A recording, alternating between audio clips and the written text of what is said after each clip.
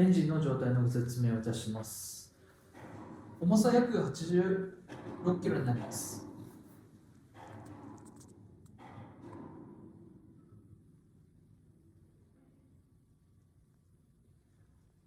動作の方ですが、問題はありませんでした。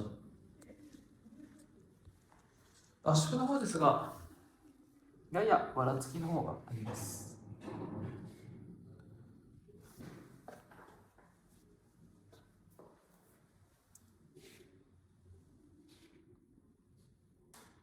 特に目立ったようなオイル漏れの方はありません。少しヘッドカバーの方にオイルにじみの方があります。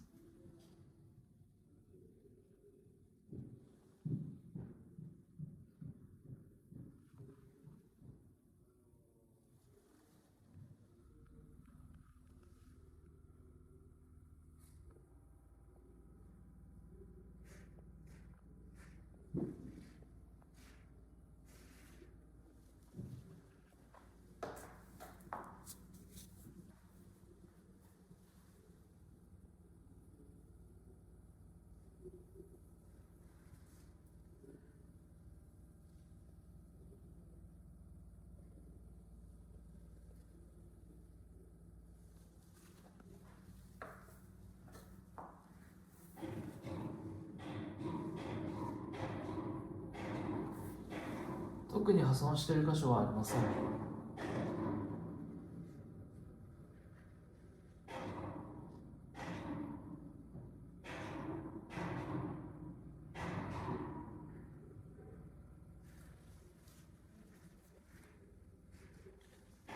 以上です。